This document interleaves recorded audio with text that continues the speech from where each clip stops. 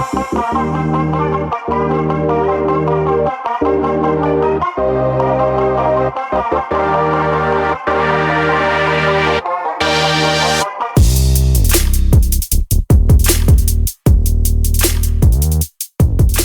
you for checking out Real Talk Personal Finance. Shit's about to get real. Cashflow King with you today. And today we have a very special guest coming back from the second time on today's show, which is titled HR Professional's Perspective on Candidate Ghosting, featuring Equity Stacker. Before we bring her on to the show again, just a couple of quick announcements. First, I want to give a very special shout out to our now 42nd country listening to the show out in Austria. So thank you to our new listeners out in Austria. And I also wanted to give a shout out to some of our U.S. listeners in locations that are climbing up the charts. So we have Fullerton, California, made a pretty big jump. Also Fort Lauderdale, Florida, and New York, New York. So thank you to all of our listeners, but especially those in those locations that are helping us to broaden the reach of the show. As I've mentioned several times now, we currently don't do any sort of marketing or promotion for the show, so if you're able to help us spread the word, we greatly appreciate it. And if you feel like we've earned it, please feel free to give us a 5-star review in your podcast app player of choice. All right, so we're going to get into today's show. I just want to mention that for those of you that may not have listened to back on, it was published on January 29th, we did a show on workplace transitions featuring the credit union cowboy. This is going to somewhat tie into aspects of that show and be somewhat related in certain areas. Only this show is going to be from the perspective of somebody sitting on the other side of the table who is an HR professional with nearly 4 decades of industry experience. And in case you're wondering, this being a personal finance show, how this all relates, we talk about a lot of different things on the Real Talk Personal Finance podcast, and we hope that you enjoy the variety of topics that we have. But a lot of times we talk about making investments or financial planning, retirement planning, things like that. And everyone's going to make their money in different ways. But for most folks, in some way, shape, or form, either in the past or presently, they have some sort of job, some sort of career, some sort of earned income where they're going somewhere doing something to earn wages in order to make certain types of investments. So we thought it was important to spend a little bit of time on this. And we're very happy to welcome back to the show for the second time, first appearance in 2024, Equity Stacker. Welcome to the Real Talk Personal Finance podcast. Hey, thank you. And it's a pleasure to be here in the new year. You're welcome. I should also mention really quickly that Equity Stacker is also a premium subscriber. For those of you that aren't, check us out. We just did a podcast on ATM investments that's only available to premium subscribers. Also, we have the Q1 newsletter coming up next month, put out by our favorite Cube Crusher, and we got some pretty interesting predictions and follow-up. So we got a lot going on for the premium subscribers, so feel free to check us out. $3 a month currently. Click the link in the show notes. And without further ado, back to the show. Okay, so, I just want to piggyback on what you said with respect to Credit Union Cowboy and his podcast show. He was spot on, and I just really was intrigued by the proactive approach he took when, he thought his job and his staff's job was at risk. And so when he outlined everything, I just thought, wow, this person really did his homework and cares about his staff, and hopefully will come out better on the other end, which it sounds like he did. He got a great opportunity. So kudos to him. What I wanted to start out with is, just some basics, but they're really important. And I'll give you a little context. I mean, I have been in the industry for close to 4 decades. I started out in the banking industry, believe it or not, as a recruiter. And I did that for about 8 years. And I migrated to employee relations for probably the next 15 years or so. And now I'm back in recruitment. And I've been in recruitment now probably close to 12 years, give or take. And it's my first love, and it's what I'm most passionate about. I like being on the side of the table where I can affect somebody's livelihood and give them a job, as opposed to disciplining them and firing them when I was on the employee relations side. But I've come full circle, and I really, really love recruiting. So Even though I started out in the HR industry back in the day when they called it personnel, believe it or not, we did not have the internet. So I'm dating myself. We did not have the internet. So resumes were just piles on our desks. And we would put ads in the local newspapers, and hundreds more resumes would come in. So as you can imagine, a recruiter's desk was a mess. We tried to remain organized and really had to go through those hundreds of resumes manually. Fast forward, internet came. There's no reason that we cannot get back to candidates. We have a lot of electronic tools to aid us in our recruitment efforts. So with that, not what I want to start out with is the resume. And what's the purpose of a resume? You know, it still is the number one marketing tool that an individual has to sell themselves. That's it. And I wanted to start out by just reviewing a resume because even though the internet has changed the world, the resume has kind of remained the same. But what I find as an HR professional oftentimes is that people who are looking for a job do not always take the time to update their resume. And getting back to Credit Union Cowboy, I think that was the first thing he addressed. Like, let's dust off the resume. I think you have even mentioned that it's been 10 years since you've looked at your resume and it's probably time to update it, and that's one of your goals for the new year. I waste so much of my time when I'm phone screening individuals because as I'm phone screening them, I'm always going to ask them, so what are you doing now? Where are you working now? Tell me about what's going on now. And they'll mention, a couple of different jobs or a new job. I'm like, well, why isn't that on your resume?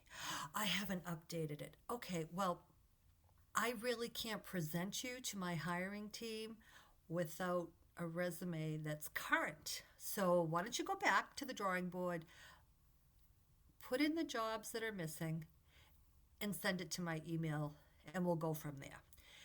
That happens every week, almost every other day, and it just amazes me because if you're looking for a job, you really have to be prepared, and that means dusting off your resume, making sure that all the relevant jobs are on there, and I kid you not, when I see 17-page resumes come across my desk or in the applicant tracking system, and I just sigh because I'm like, there's no way I can send a 17-page resume to the hiring team. They're going to say, what are you thinking? I am so busy, I don't have time. And let me back up by saying recruiters spend on average about 30 seconds looking at a resume. We look for the buzzwords. We look, does this person have the experience? Okay, boom, let me schedule a phone screen. We don't spend time reading 17 pages because we don't have time. Most of us are dealing in high volume environments. We have lots of jobs to fill. We have demands from our hiring teams, and they're busy and they don't have time. So I will go just back to say how important a resume is because A, you want to have a professional format. B, you want it to be clear and concise. C, you want it to, have a font that's easy to read on the eye because quite honestly, we read resumes all day and it can be taxing on our eyes and our minds. And we're just looking for, somebody that, hey, this person took the time to either pay a professional to do their resume or they did it themselves. What I'm looking for is relevant experience. I want to see the education. I want to see the skills. I want to see the experience. Boom, I'm going to call you. If it's 17 pages, I'm probably going to put you aside and call you on a rainy day. All right, hang on. I got to interrupt you here for a minute. I quick question. So you mentioned about talking to people on a weekly basis where you ask them what they're doing now, they tell you a little bit about what they're doing now, but that's not reflected on their resume. And then you made a comment about relevant jobs. So my question is, do you find in general that the people that are telling you about what they're doing now, but it's not on their resume, they have another professional level position that they just forgot to put on there because they didn't take the time to update it? Or are these people that are like, I got bills to pay, I'm working at McDonald's, I didn't think that was relevant, so I didn't put it on my resume? Like, what are you seeing? Yeah, not necessarily. That's a great question. I mean, oftentimes, at least for the industry that I'm in, oftentimes it's a job that's relevant. It might be a per diem job. They might have taken a contract position, or a travel assignment, or maybe they're working two per diems and they thought, well, I'm not going to put that on there. No, that's in the same industry that I'm hiring you for, so why wouldn't you? Because you feel, I think sometimes they're not taking a step back and saying, I've got to present myself in the best light. I've got to expedite this. And how am I going to do that? How am I going to have the recruiter have less questions for me because their questions are already answered by looking at the resume. The resume, I mean, at some point in the distant future, maybe resumes will be a thing of the past, and maybe, there'll be some other means to have that first glance of someone's employment history. But right now, that piece of paper online is all we have. And it's a candidate's market, so we have lots of resumes to go through. But if it's not relevant, that might be okay. But it really depends, I think, on the industry, because if we fast forward and we get to the offer stage, let's say this candidate makes it through all the steps and gets an offer. When we're determining, when I say we, I'm talking about like a compensation professional.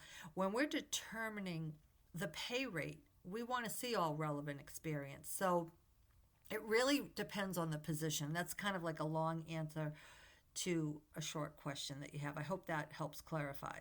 A little bit, but let me just drill down just for, so let's just say that, I know you mentioned the per diem thing and people not putting that on there, so that makes sense for them to include that. But let's say there is somebody that was just kind of down on their luck, they got downsized in their last position, maybe they're collecting unemployment and they got a family to feed and they are doing some job that is completely unrelated, literally to put food on the table. My question there would be, should they include that, number one, and number two, is that frowned upon if they do versus if they don't? They absolutely should put it on. It's not frowned upon. It shows the recruiter that this person has not remained idle, that they're doing something to put food on the table, that they're doing something while they're finding the job of their dreams. So I would want to see that and would not hold it against, and I think most recruiters would agree with me, we would not hold that against the person if it was not relevant. We want to know, what are you doing? So, and again, there's no one answer to that question. It really depends on the position and the industry. They can speak to it if they said, listen, I'm a project manager and I didn't want to put that I was working at McDonald's while I was, collecting unemployment part-time and still trying to find the job of my dreams so I could support my family. I get that. We can talk it through a little bit. And that might have been maybe over the last few months. I'm talking about people too that they just don't take I guess the message I'm trying to relay here is, take the time to dust off your resume and make sure it's current and relevant. And it's okay sometimes to include jobs that may have nothing to do with what you're interviewing for or hoping to be interviewed for, but it shows that that there aren't many gaps in your employment. We still look at gaps. Everybody has a story to tell, but we want a rationale for any gaps. So, okay, but let's say, you can get to that point where there's a conversation that transpires and they have a story to tell and you can have a dialogue about that. They can explain their position. But what about the person that says, well, you know what, I'm applying online and I know that these search engines or whatever the hell they're using now, the technology is looking for different keywords and this and that. And if I put flipping burgers at a fast food joint, I'm probably going to get screened out and never have a chance to tell my story. If that's their thinking, number one, is that flawed? And number two, should they just leave it off in order to get to the point where, they can have that conversation because they don't have irrelevant items listed on their resume and explain it at a later time? Like, would it make any sense to have two versions of the resume? One, for the same job. One where it has everything, including, working at a fast food place. And then the second one that shows a little bit of a gap potentially, but doesn't have words or keywords in there that are going to be irrelevant that might prevent them from ever having a recruiter pick up the phone and talk to them. Yeah, I mean, I that's an excellent question. And a couple of things. I think it's the time that somebody invests up front that's going to have dividends when they get the job that they really want. And so, I'll tell people sometimes, listen, you've got to customize your resume for each job that you apply to, because yes, there are those systems that read the resume, but for the most part, we as recruiters can develop knockout questions on the back end that's going to knock somebody out. But usually those questions are like, do you have a license in this particular area? what's your highest level of education? Knockout questions such as that. We're not necessarily going to knock out people if they don't have relevant experience. But sometimes the system does that, but I don't know too much about sort of behind the scenes how those algorithms are all created. But I do think it's important, and a lot of people won't do this. I had somebody recently that I worked with, and I'll just share this story real quickly. She was a consultant at a firm where I was also a contract consultant employee, and we just passed each other in the hallway. I only knew her by first name. Maybe we were on LinkedIn together, and that's it. I didn't know anything about her, and she reached out to me, oh gosh, almost 10 years later, which is recent, because she wanted a job at my organization. And so she wanted to leverage our connection, and I took the time and I spoke with her more than once, and her resume was high level executive, and she's asking me about administrative roles, and she's at a point in her career where she's semi-retired. Her spouse is in like an assisted living facility, and she's just looking to have an outlet for herself to work a few hours. And I said to her, you are more than qualified, but we gotta take your resume down a few notches. And she didn't listen to me, and she applied and didn't get anywhere. And I went back to her and I said, listen, the recruiter's interested in I gave them a little background on you, and my colleague is interested in presenting you to the hiring team. However, you've got to do this, this, and this with your resume. And she finally listened to me. And I haven't followed through to see how she made out. But again, it's that time up front. Don't submit a resume that isn't going to make a recruiter want to call you. You want to look at the specs of the job description. And it doesn't have to be a perfect match. It does not have to be a perfect match. Just, keep it brief. Now, getting back to the 17-page resumes, I would say on average, in my opinion, a 2-page resume, 2.5 at the most, is acceptable. We don't expect people to have 1-page resumes this day unless you're a new graduate and you don't have a lot of work history. But it does pay dividends to really customize your resume if you're applying for more than one job and those jobs are different. That was going to be one of my questions. Like, okay, so you have somebody, let's say you have someone that's mid-career, they've changed industries, they're not a new graduate, they have a little bit of history. They could remove something that's not 100% directly relevant and still keep their resume to 1 page, or they can put their other professional level experience, but it was in a different industry, and they could have a 2-page resume. What would be the preference there? Can you repeat that question again? All right, so you have somebody that is mid-career, they graduated back in the day, they started in one industry, they progressed a little bit there, and then they changed and work in a completely different industry. And so they're crafting their resume, and they have 2 choices. Number 1, keep everything, all professional level experience, even the one in the other industry that doesn't really matter for what they're doing now, and have 2 pages. Or remove that professional level experience in a different industry and whittle it down to 1 page that only has the industry that they're currently working in and trying to get a job in. Yeah. So I don't want to sound like a legal professional, but I'm going to say it depends, because first of all, I want if it's more than 10 years ago, I mean, that's the rule of thumb. If it's more than 10 years ago, leave it off. However, if more than 10 years ago, and I know this happened with myself, when I wanted to get back into recruiting, once I had migrated to employee relations, I had 8 years of recruitment experience that wasn't recent.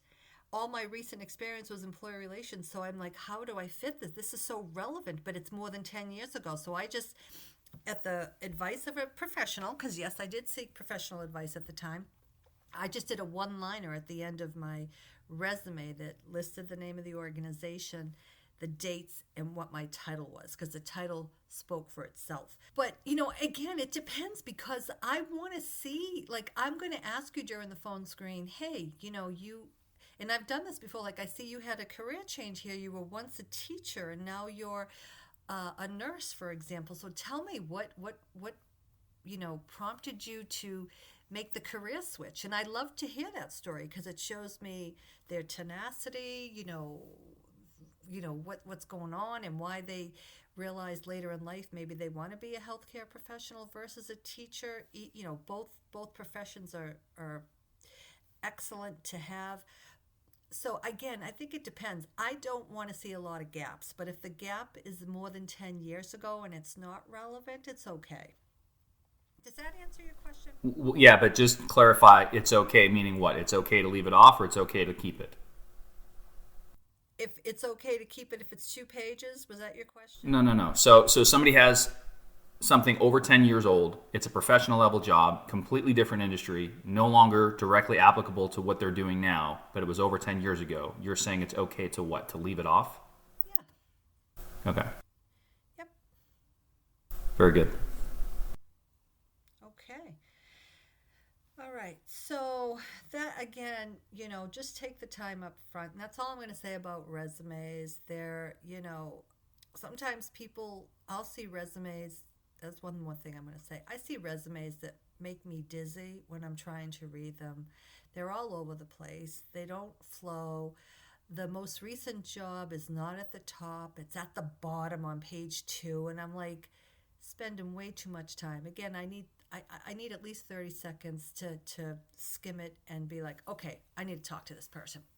Because we're trained. We know what to look for. And so that resume really has to stand out.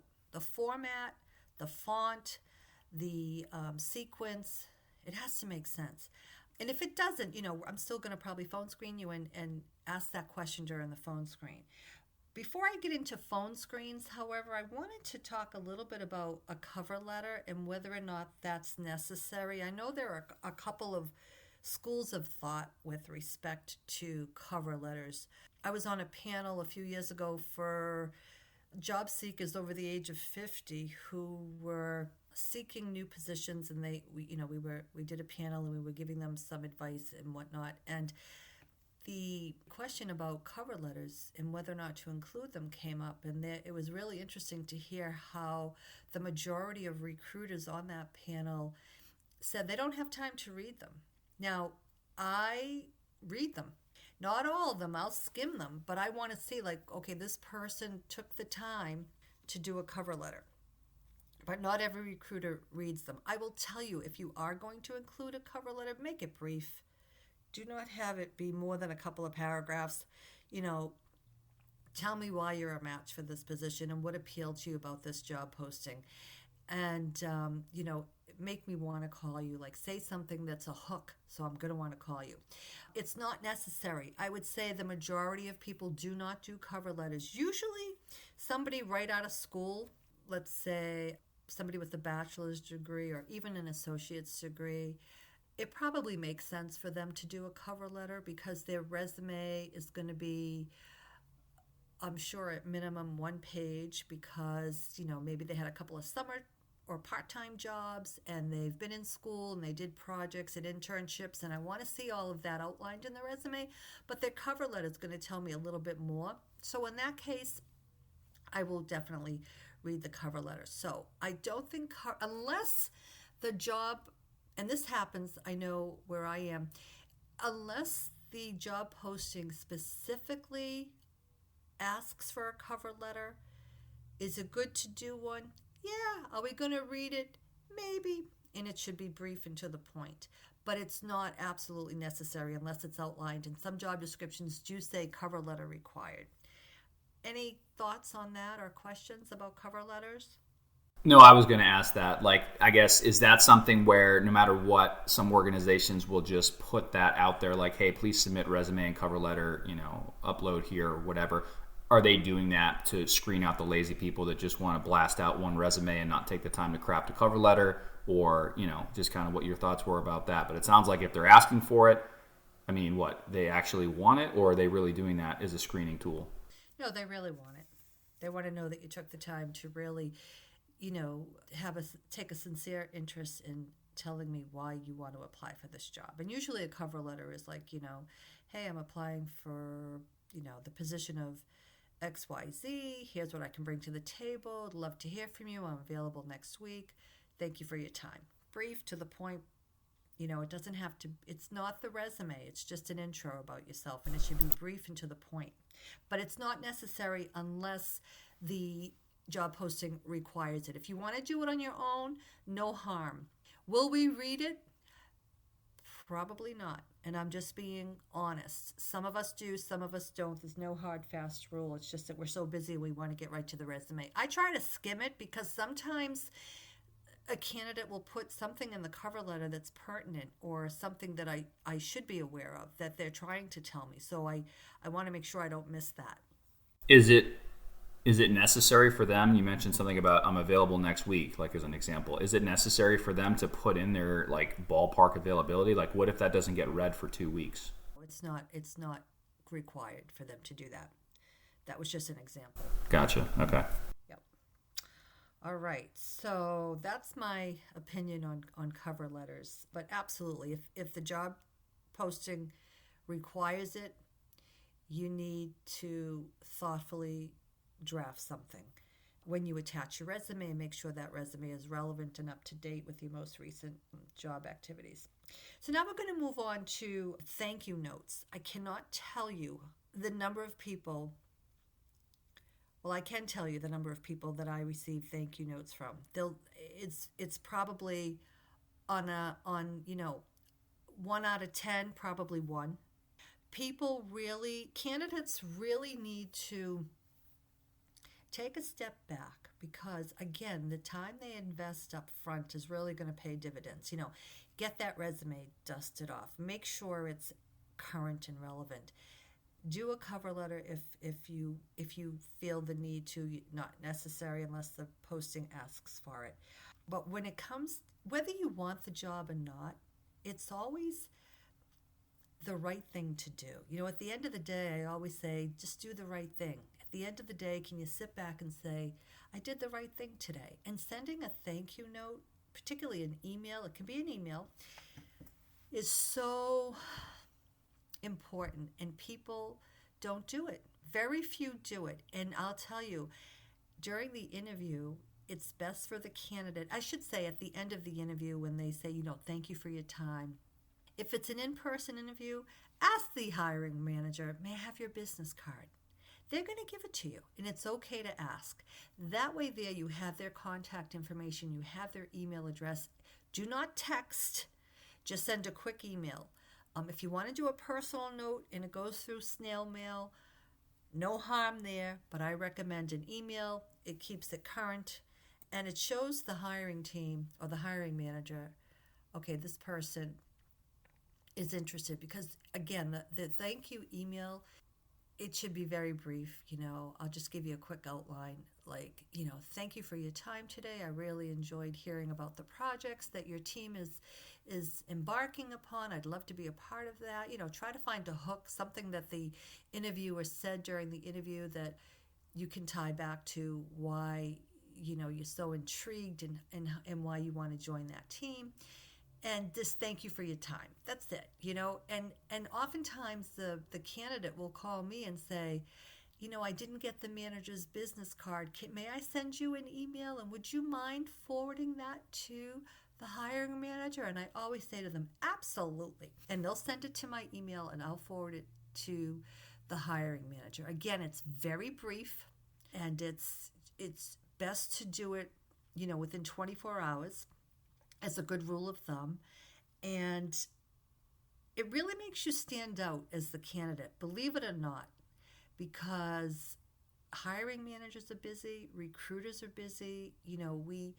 We are dealing in high volume every day, and the managers, for whatever business they're in or whatever their product is or whatever they're doing, they are very busy, and they're taking time to do an interview and to get that thank you note. It just makes all the difference. And a lot of people won't take the time to do a 2-minute email to say, thank you for your time.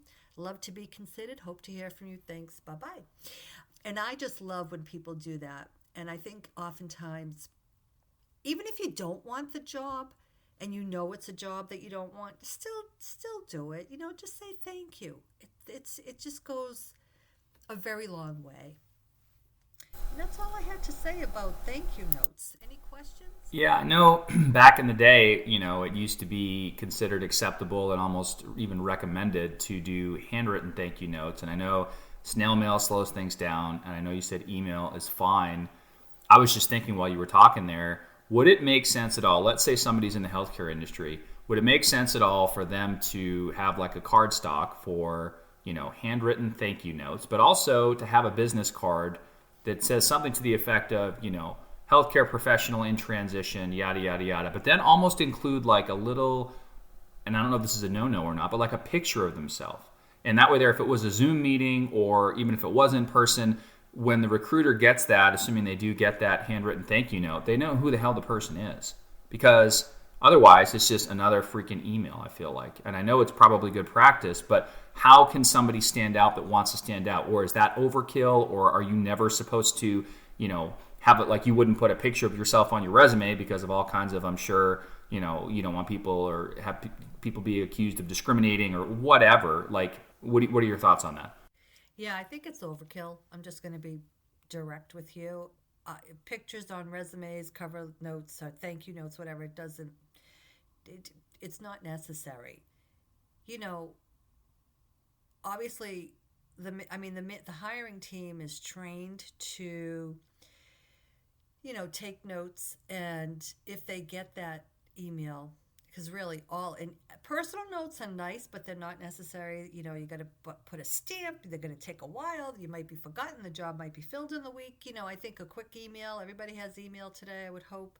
Quick email, thank you, and delineate why you're interested and what you can bring to the team, and leave it at that. No pictures, just a quick thank you. Got it. Okay. hmm Okay, so now we did the resume. We may or may not need a cover letter. I know I jumped ahead with the thank you notes, but I didn't want to omit that. I'm going to jump into what typically happens after I read that resume is I'm going to reach out to you probably by email or phone and schedule a phone screen. And I want to talk about why phone screens matter. Now, years ago, we used to have people walk in the office and say, I want to apply for a job, and we'd talk to them on the spot. Things are very different today. The resume is the most important marketing tool that a candidate will have. You applied for the job. I see you in the applicant tracking system, and I like what I see, and I want to talk to you because I think you're going to be a potential viable candidate for the job that I'm looking to fill, that my hiring team is looking to hire someone for. So let's talk. So I schedule the phone screen. Usually it's about a 30-minute call, and I have a list of questions. One of the things that I want to share with everybody too is that the recruiters,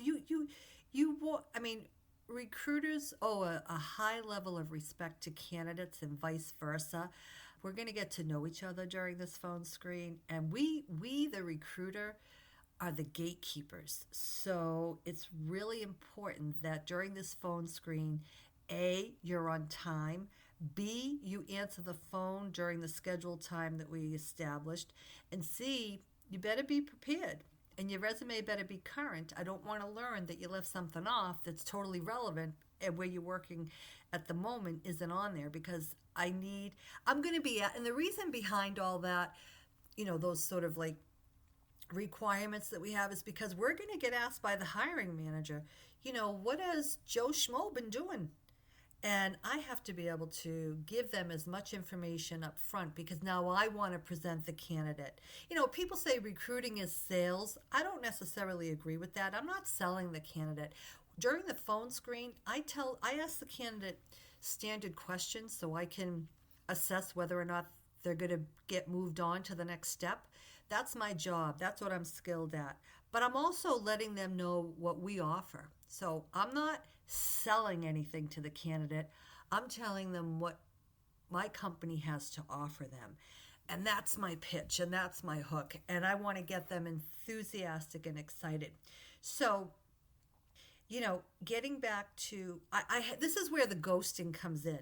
It's not uncommon for a candidate to not show up. Now, I'm very forgiving. If a candidate doesn't show up and we have a confirmed email that we established this date and time that we're going to speak, they're going to have my undivided attention for 30 minutes, and we're going to go through the screening. This is the most important step, in my opinion, of the recruitment process, because this is where it's either yay or nay. The recruiter is the person that's going to send your resume on to the hiring team. The recruiter is the person that you want to chat about what's the pay offering, what are the benefits, what's the schedule, blah, blah, blah. Anything that, you need to establish up front. We're building that rapport together. So that level of respect and trust is developed during the phone screen. If you don't show up and you don't answer the phone, I'm going to try a couple of more times, and then I'm going to look at my schedule and be like, okay, I've just wasted 15, 20 minutes. This candidate hasn't called me back. Maybe there was, an emergency. I'll give them the benefit of the doubt. And sometimes that happens. They had an emergency, so I'll reschedule them. Something came up. Maybe they were at work and they couldn't take time away, blah, blah, blah. Totally understandable. As long as they follow up and they want to reschedule, I will 10 out of 10 times reschedule them. But you're not gonna ask them first, right? You're not chasing them down. I'm not chasing them down. No, I'm gonna make a couple of attempts, and then I'm gonna document no show, no call.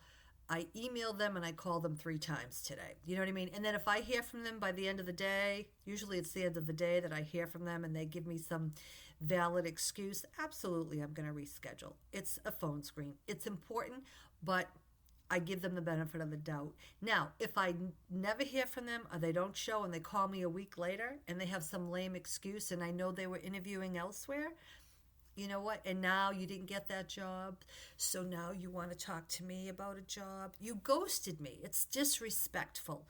And I think in those instances, again, this is where we are the gatekeeper, and candidates need to remember this. We're not the enemy. We're your friend. Do I acknowledge that recruiters used to... I never did this. I think I'm and I can speak for a lot of recruiters, but again, I know most of them have sincere desire to, hire the best, follow up with everyone. But we have heard horror stories in every organization where recruiters don't follow up with the candidate. They ghost them. The candidate might have had a phone screen, an interview, and then they never hear anything. That, to me, and I've been on the other end when I was out of work at one point in my career and I saw how recruiters were treating me. I thought I was never like that, and I'm never going to be like that. There are a bunch out there that probably never follow up with a candidate. To say that they're too busy, you got to find the time to either do a quick email or a quick phone call. We owe it to the candidate to give them feedback one way or the other and just close it. And oftentimes that doesn't happen, or it didn't happen. And I could say, maybe back in the day before the internet, that was probably more often than not the case. But today, there's no excuse.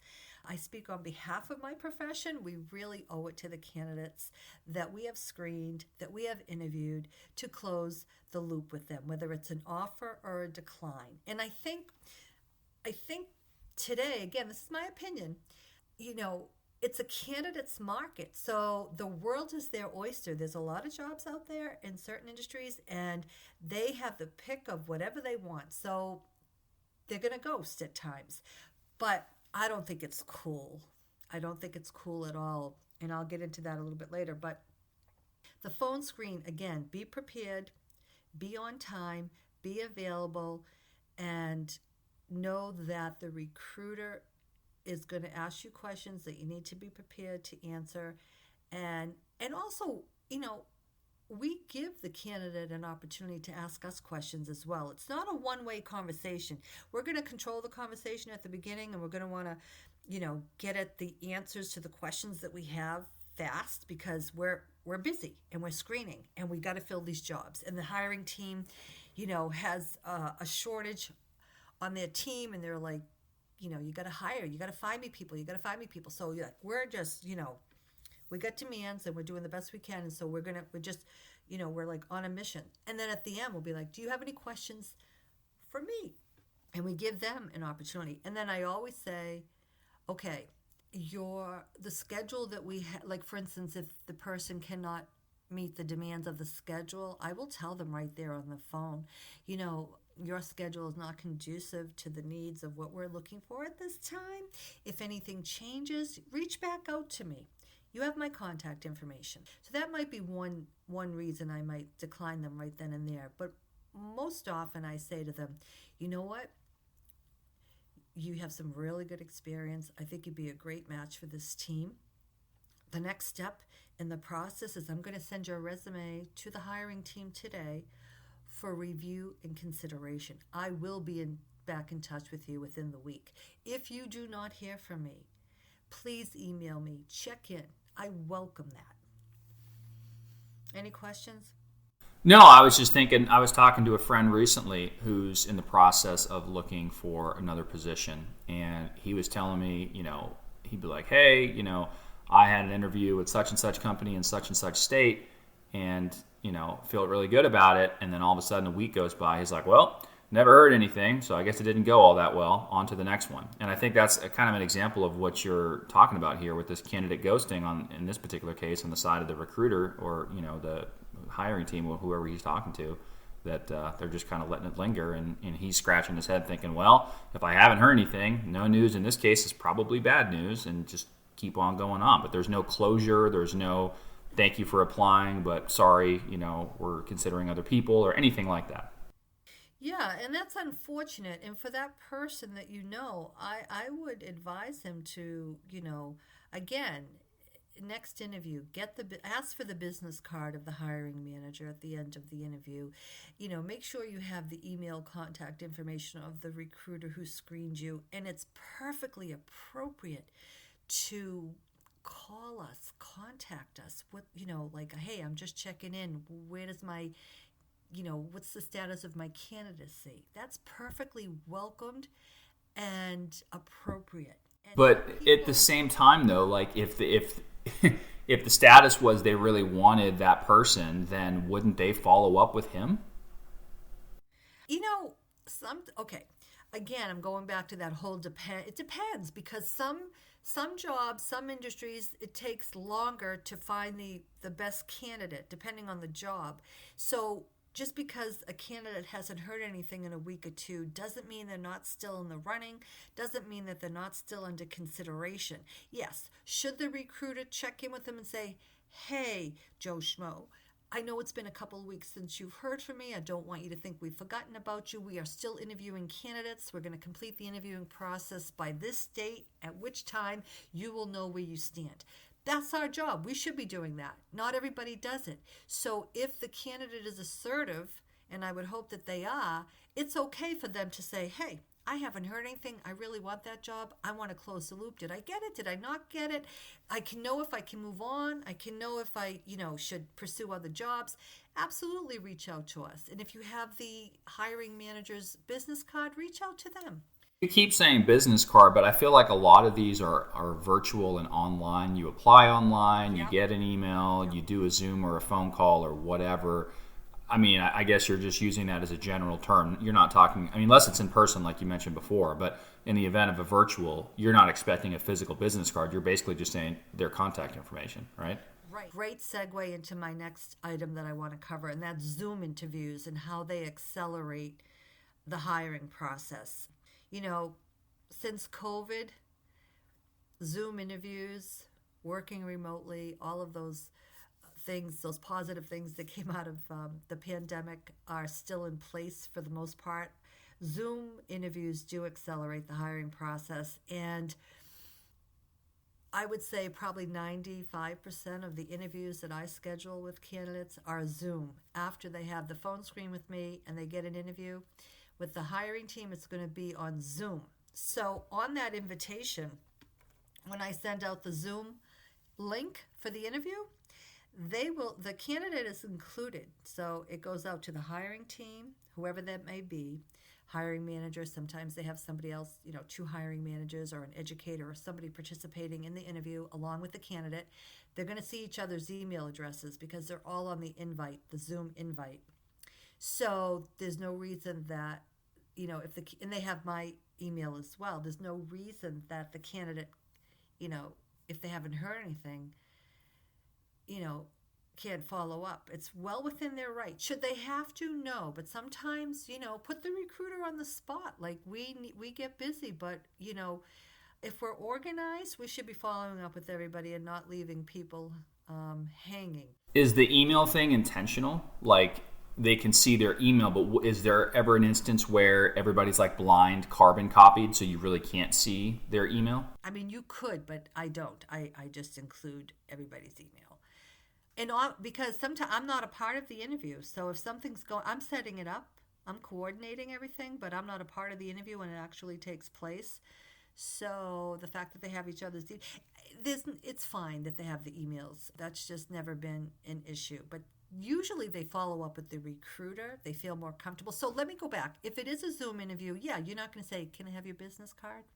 But you're going to have their contact information on the invite. But honestly, I would say the best course of action would be to check in with your recruiter first.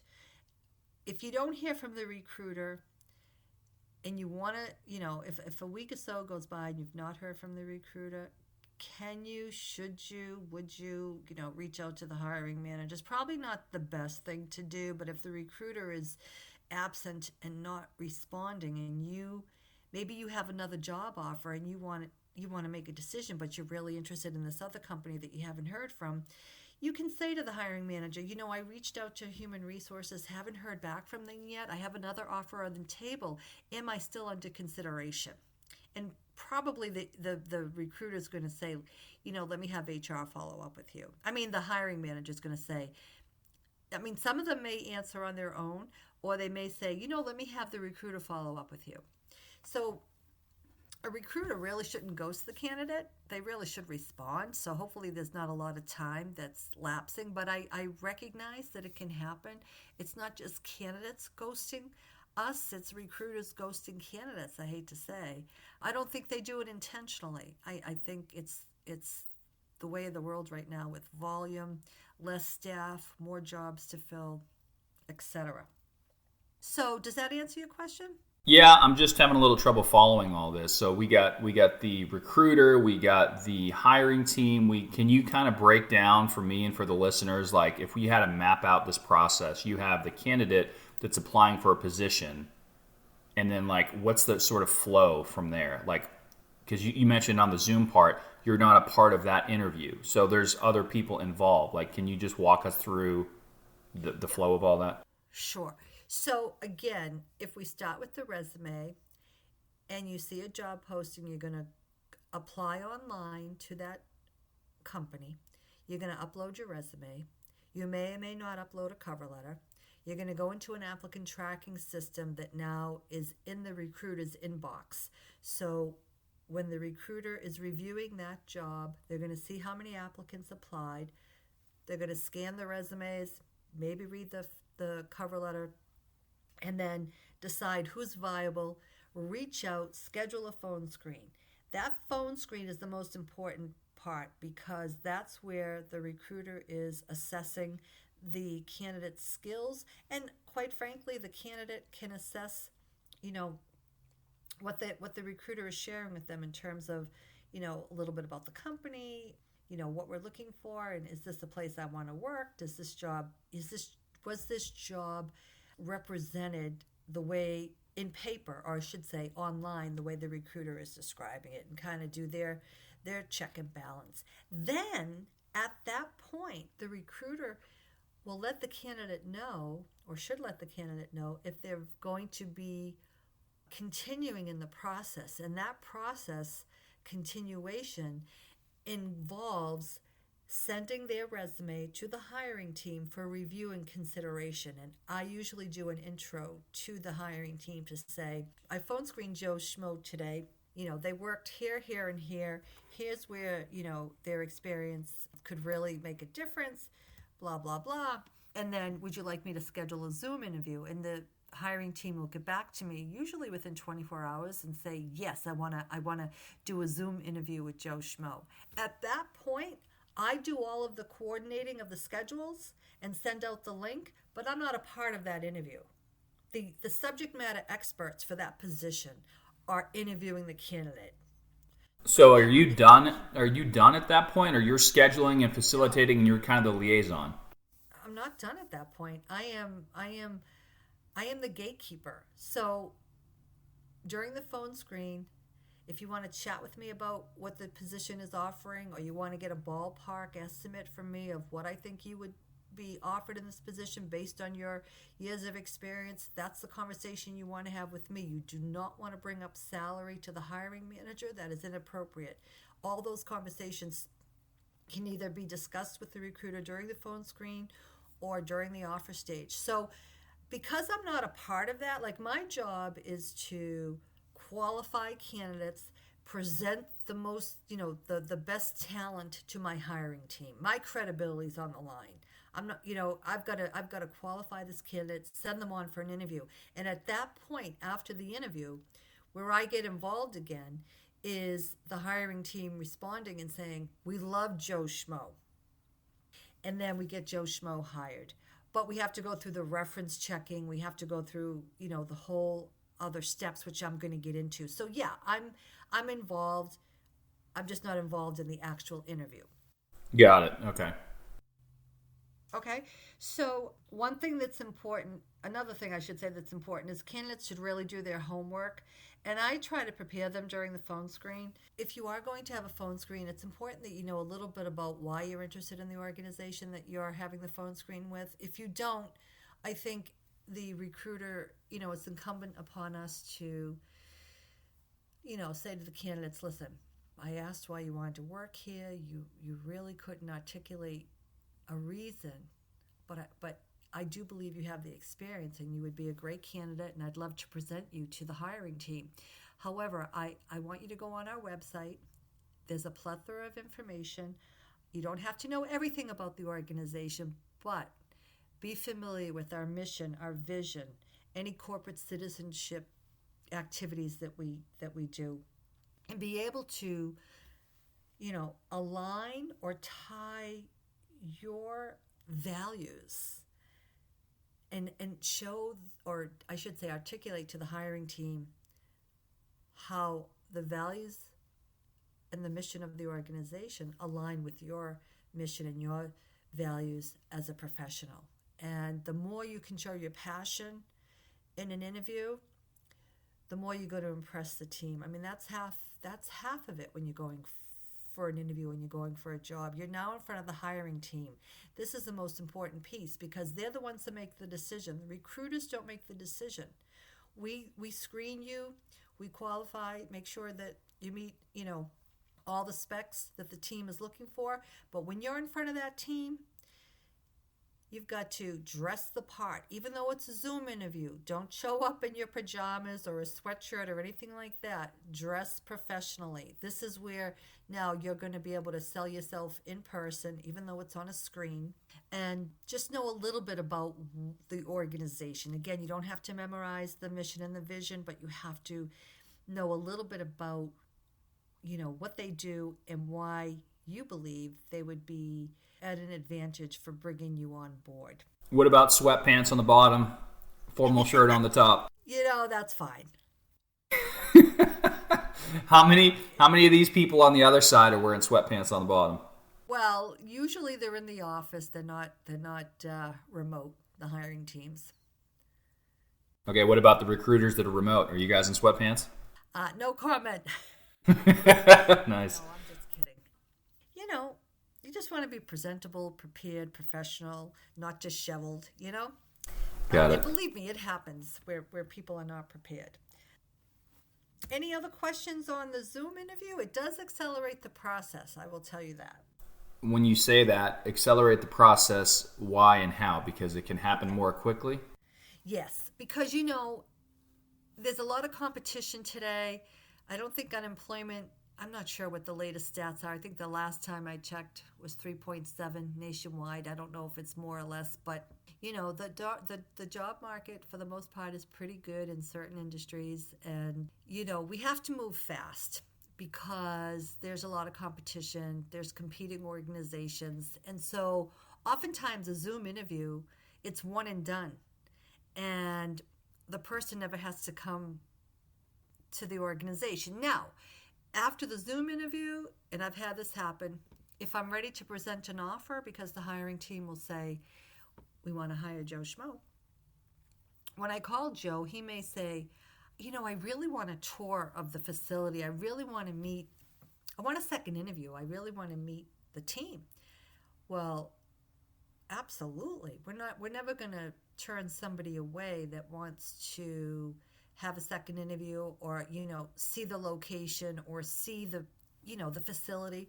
So in that case, yeah, it might not be accelerated. It's going to slow things down, but we don't have a problem with that because we want people to feel comfortable that this is the right place for them.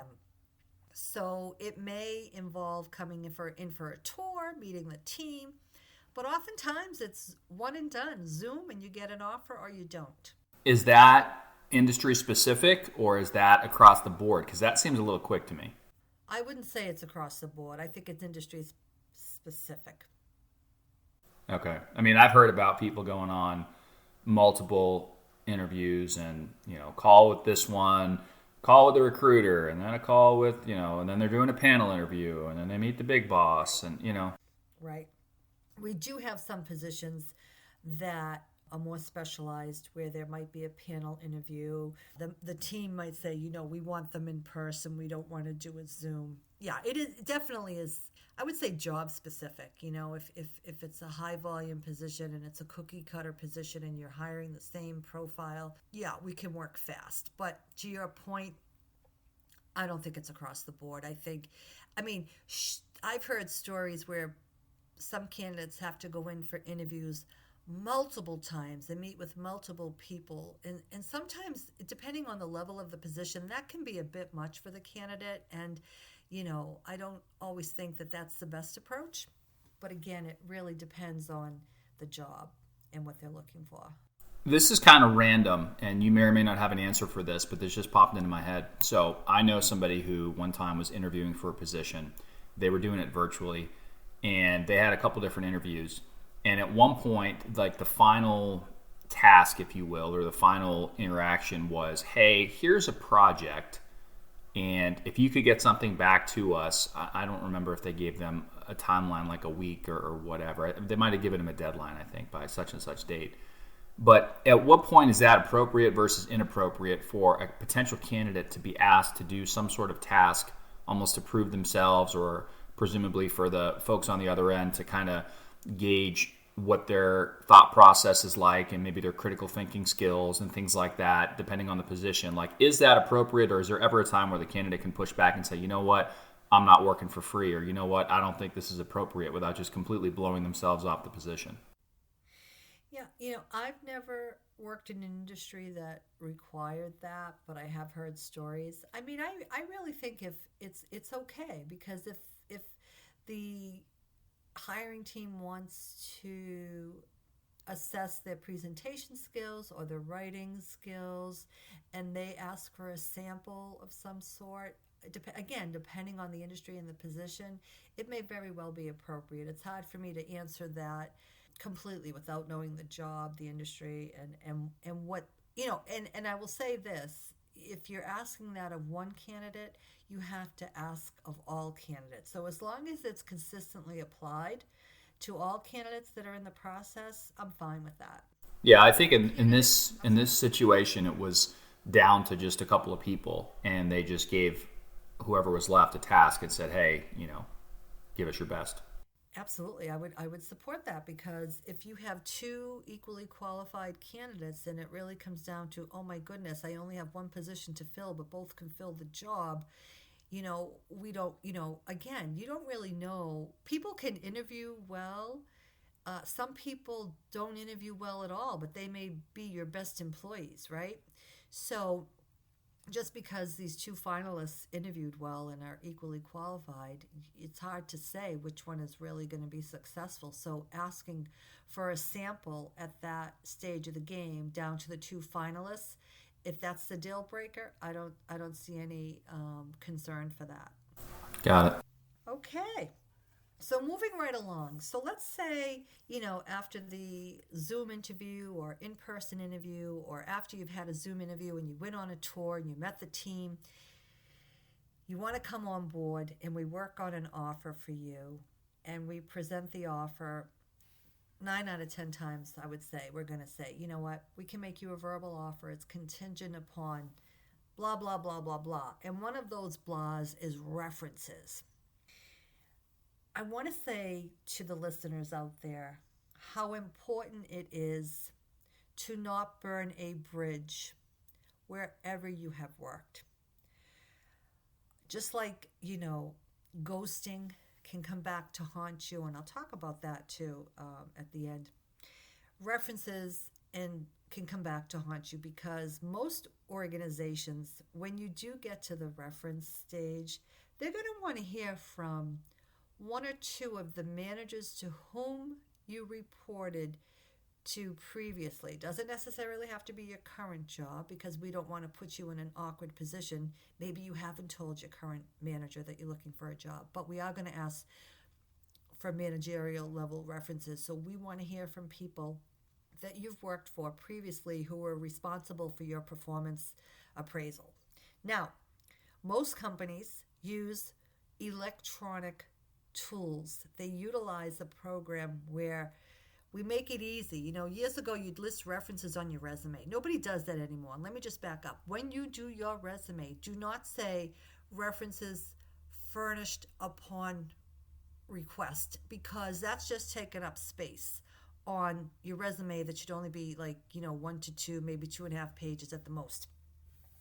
We're going to get references. You don't even have to list them on the application most of the time. They're usually done separately. And so what happens is you get sent a link. Say you're a candidate. You've been made a verbal offer. We're going to trust that your references are going to come back to us favorably.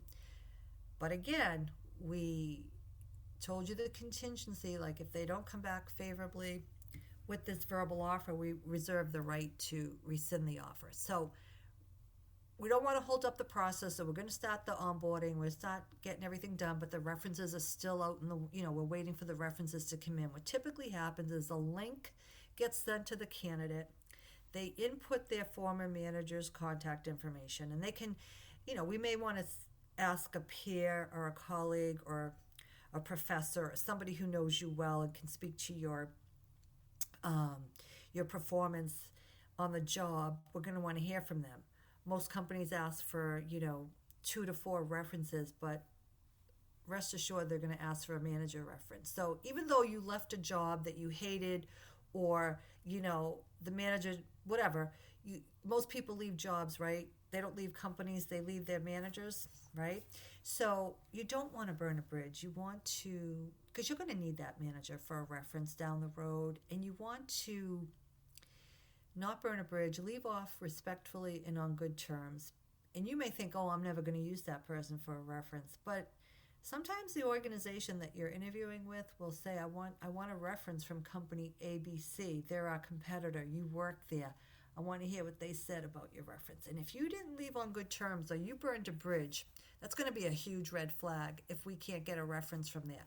Now, that's the first part. Don't burn a bridge. Second part is, because everything is done electronically today, when you send the link that we send you and you send it out to your references, obviously you want to give them a courtesy call. Give them a heads up. Hey, this is Joe Schmo. I'm interviewing with company XYZ. They're going to be sending you some information to provide a reference on me. I'd really appreciate if you could take, 15 minutes and complete the survey. As long as you give your references a heads up, they're going to want to help you out. I would hope. And maybe you didn't leave off on such good terms on your former job or one of your previous jobs, but we want a reference from there. Hopefully that manager is going to be honest, and we don't necessarily see who said what when the report comes in. We get an electronic report back to us once all of the feedback is aggregated.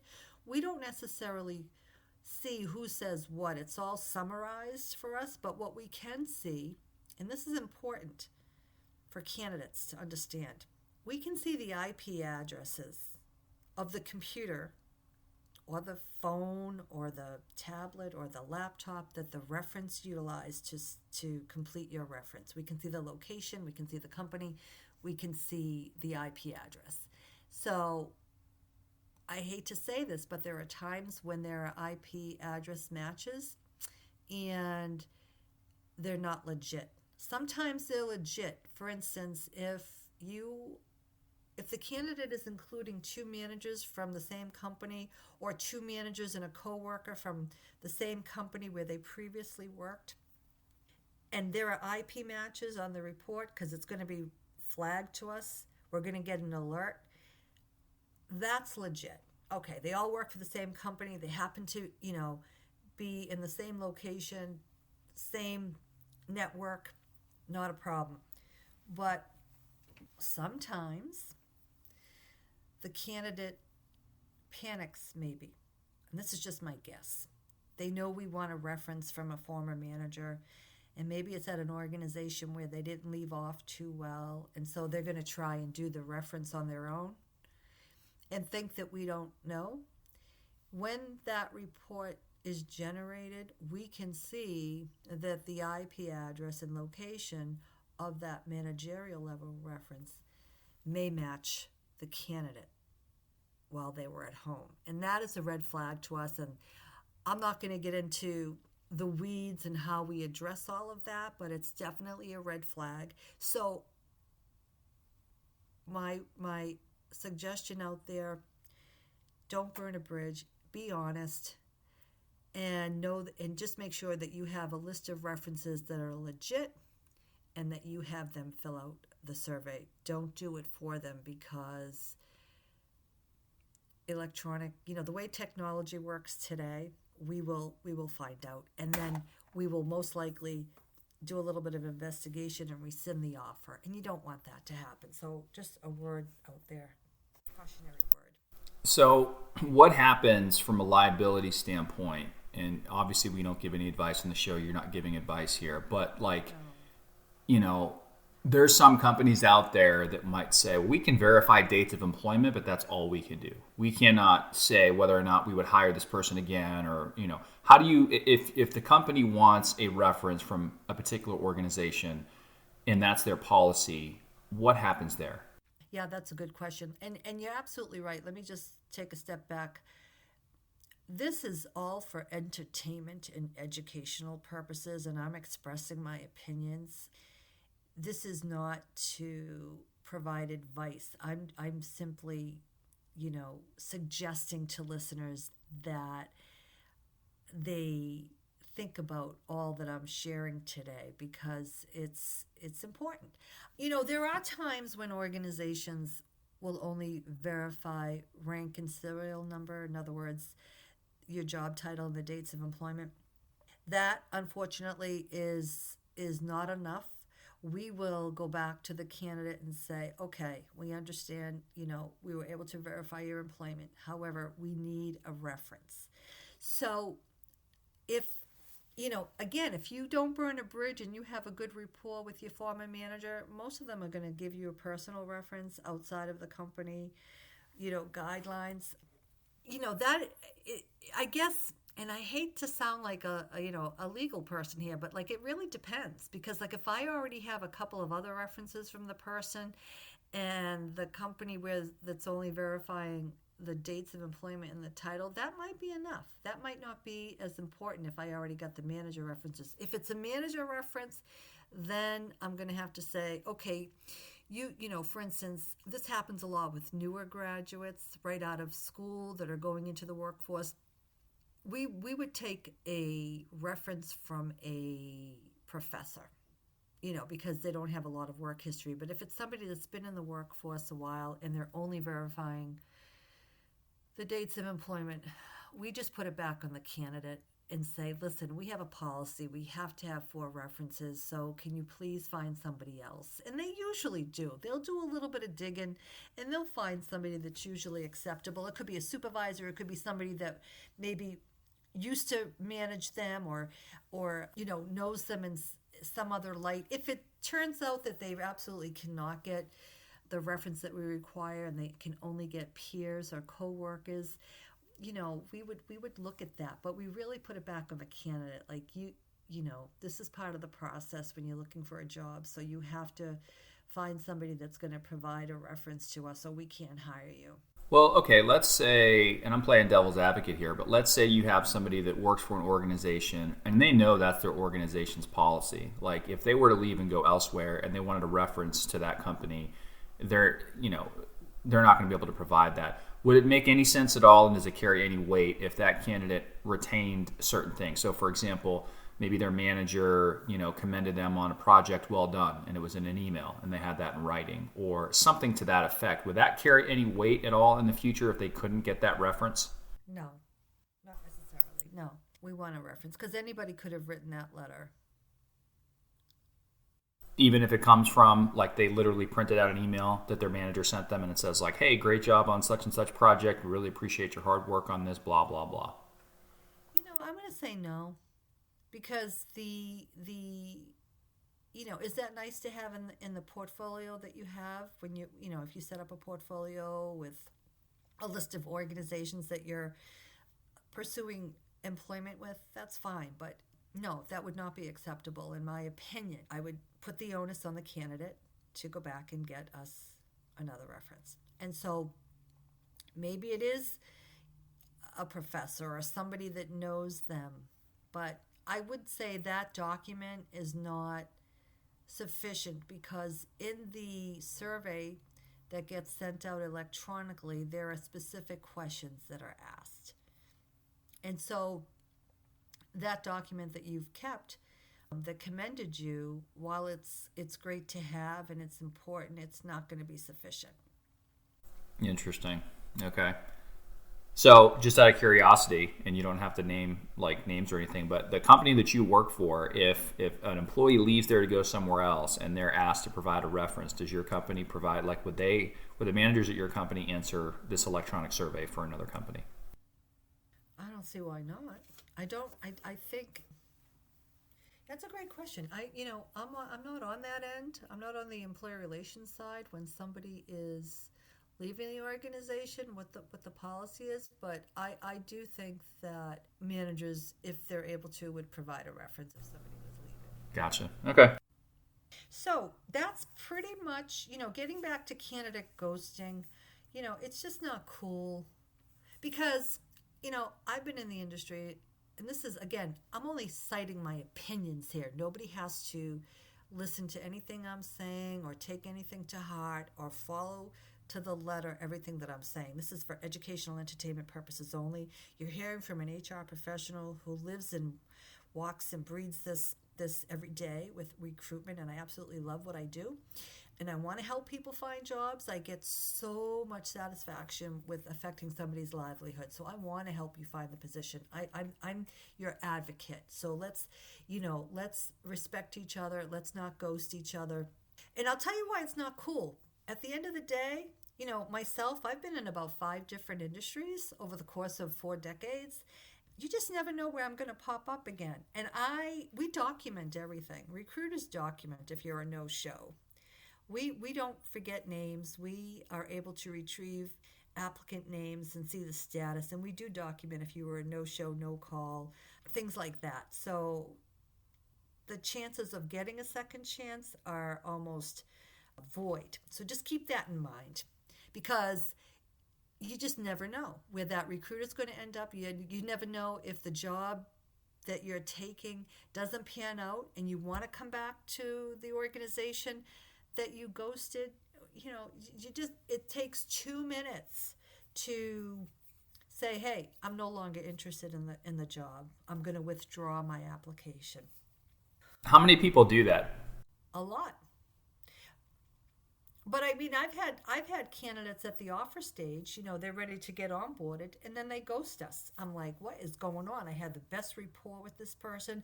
I know a lot about them. They were ready to make the change. Blah, blah, blah, blah, blah.